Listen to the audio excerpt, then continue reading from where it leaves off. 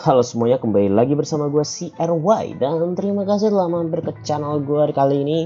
Dan entah kenapa akhir-akhir ini si konten gue isinya anime semua ya. Padahal gue pengen main game sih, cuman nanti dimarahin lagi lalu bilang, udahlah bang, bikin channel khusus main game aja.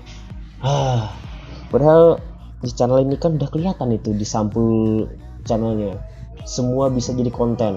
Bahkan gue ada konten lagi boker lagi di channel ini, cuman kayaknya nggak ada yang pernah lihat ya.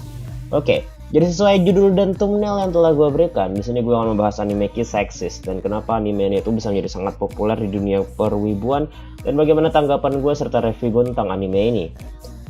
Seperti yang harus teman-teman kasih tahu, di sini gue nggak memberikan ilustrasi video berupa ilustrasi dari animenya, tetapi cuma menampilkan desktop gue doang. Itu karena gue menghargai namanya copyright. Kalau nggak percaya silahkan aja teman-teman itu bikin channel YouTube lalu upload video-video dari anime, besoknya itu channel hangus. Kecuali pihak lisensornya itu nggak tahu kalau teman-teman itu ngupload video mereka. Oke, kita akan kembali lagi ke animenya. Kiss Axis itu adalah sebuah anime yang diadaptasi dari komik yang rilis tahun 2005. Dan entah kenapa gue masih ingat aja sampai sekarang kalau itu komik rilisnya 2005. Komiknya sendiri pun sampai sekarang tuh masih terbit ya, tapi secara bulanan. Dan semakin kesini ceritanya semakin mantap sekali gitu ya. Ini sih cuma ciuman doang soalnya ini anime. Dan di sini ada dua versi, yaitu ada versi original video anime yaitu OVA dan juga ada versi TV-nya. Dan kalau dibandingkan dari keduanya, OVA itu lebih duluan rilis karena rilis pada tahun 2008, sedangkan versi TV-nya rilis pada tahun 2010. Versi OVA-nya itu tamat dengan 12 episode dan berakhir di tahun 2015. Versi TV-nya itu rilis setiap minggu dan tamat di tahun yang sama ketika animenya TV-nya juga rilis, yaitu tahun 2010. Membingungkan? Iya, gue juga bingung. Kenapa ada versi TV dan juga versi OVA? Bagi teman-teman yang penasaran, apakah versi TV dan versi OVA itu sama? Jawabannya 100% beda. Kalau versi TV itu cuma ngambil cerita-cerita yang di skip dari versi OVA. Di versi OVA itu isinya tuh cuma mantap-mantap doang ya. Jadi nggak direkomendasikan untuk nonton bersama keluarga ya. Kenapa channel edukatif di sini tuh isinya melarang doang. Sedangkan kalau versi TV boleh lah, cuman ada bagian-bagian yang memang jangan sampai ditonton berbareng-bareng. Dipahamin aja di situ. Oke. Pertama harus gue kasih tahu, ini anime itu di mata gue itu adalah sebuah anime yang sangat lucu sekali gitu ya. Jadi menceritakan seorang anak SMP bernama Keita Katsuragi, lagi siapa sih nama lengkapnya? Suminoe Keita. Itu emaknya kan sudah nggak ada, bapaknya kawin lagi ya, bapaknya tukang kawin kayaknya. Lalu dia pun akhirnya punya kakak tiri yang kembar yang sangat cantik, sangat manis biarpun rata gitu ya. Nggak rata-rata banget sih, cuman ya nggak bisa bikin tegang gitu, bernama Ako dan juga Riko. Dan dua kakaknya ini adalah primadona di sekolahnya waktu SMP dan menjadi wanita tercantik yang pernah dilihat oleh Keita. Jadinya asik banget sih kakak yang cantik itu ya. Di masa kecil Keita tuh selalu dimanjakan oleh kakak-kakaknya ya, namanya juga seorang kakak. Apalagi ketika seorang cewek punya adik kecil laki-laki yang imut banget ya, pasti dimain-mainin. Hobi kakak-kakaknya ini adalah ngecium adiknya. Ya ini yang jadi pertanyaan, hobi macam apa ini ya? Cium-cium adik sendiri itu kan hobi sebenarnya, tapi lagi apa gitu. Dan kebiasaan ini berlangsung sampai mereka dewasa. Bedanya adalah Keita sudah nggak mau lagi dicium dan kakak-kakaknya ini masih memanjakan Keita dengan ciuman-ciuman setiap hari. Makanya judulnya Kiss Axis. Sis di sini itu pengganti kata sister ya, yang artinya itu kakak-kakakku. Jadi itu hanyalah perumpamaan dari sebuah subjek. Dari sinopsis yang barusan gue kasih tahu, gue yakin yang belum menonton anime ini dan menonton video ini itu langsung mencari animenya. Ya nggak masalah, gue juga biasa kayak gitu. Tapi karena gue nggak mau terlalu terbuka dalam memberikan sebuah ilustrasi, jadinya gue cuma memberikan situs di My Anime List yang dimana sinopsisnya bisa teman-teman lihat sendiri gitu loh, daripada ngedengerin gue yang ngebacot doang. Lantas, kenapakah anime ini masih populer hingga saat ini? Yang pertama adalah cerita kayak gini tuh sudah nggak ada lagi gitu loh. Cerita tentang kehidupan kakak beradik sudah nggak tren lagi. Dulu memang ada zamannya gitu, di tahun-tahun 2010 hingga 2013 cerita tentang kakak beradik itu rame ya. Sejak Kiss Axis, lalu ada Oreimo, Mahoukan no Retosei, itu kan sudah zamannya udah berubah lagi ya. Akhirnya masuklah ke apa namanya trending anime-anime yang pengarang komik, pengarang novel.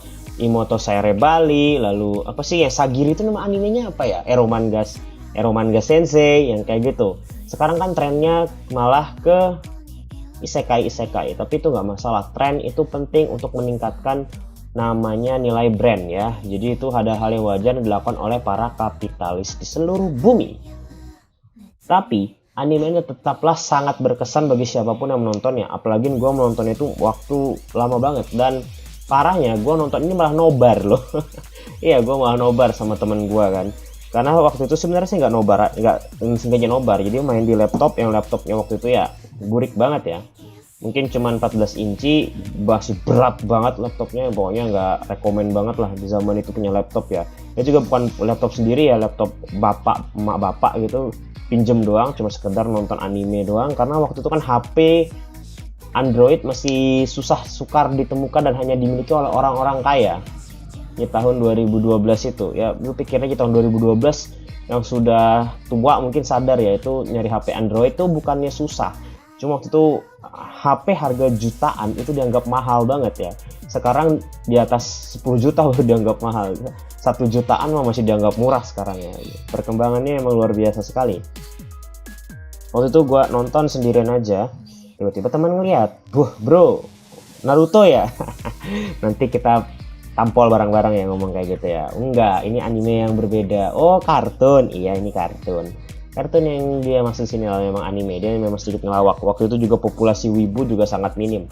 Jadi istilah waktu itu bukan wibu, masih memakai istilah anime lovers. Kata otaku pun masih nggak populer di zaman itu. Oh, yaudah nonton bareng kan. Habis itu sama-sama suka. Ya, karena karakter kakaknya ini memang benar-benar memanjakan dari setiap penonton. Jadi itu nilai plus. Jadi di sini ketika gue membahas pengalaman gue, alasan kenapa anime ini berkesan adalah sifat dari kedua tokoh wanita di anime ini, yaitu sifat yang sangat kekanak-kanakan. Bahkan bisa dibilang tokoh utamanya yaitu sang adik itu malah lebih dewasa daripada kakaknya itu sendiri. Itulah yang menjadi nilai plus.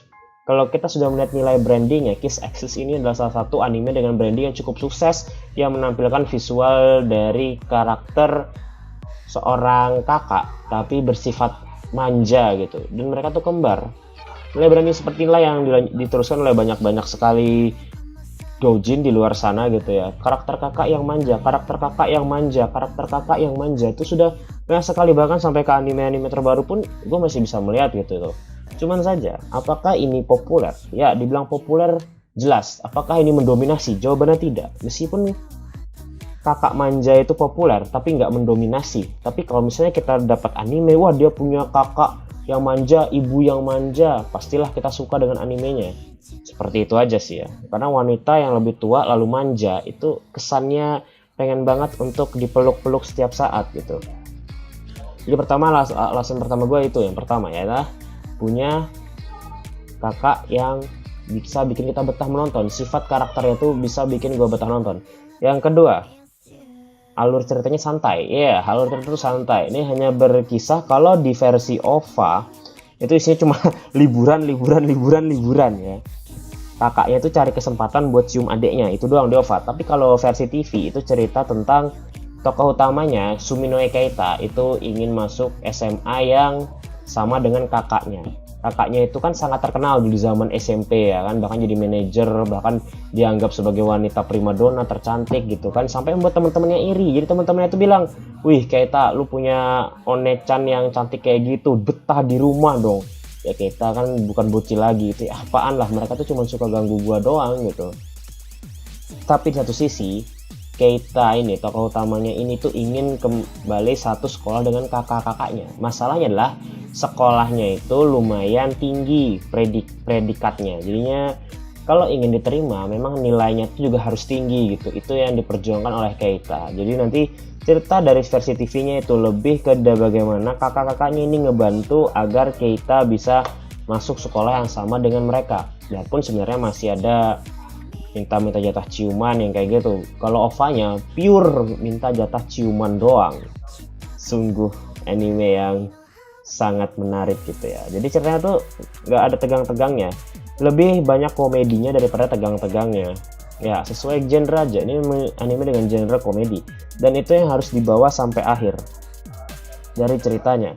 Kalau kita sudah berbicara alurnya tuh nyaman, berarti kita sudah tahu kalau anime ini tuh bisa kita tonton kapanpun aja. Beda dengan anime-anime yang ceritanya bikin penasaran gitu.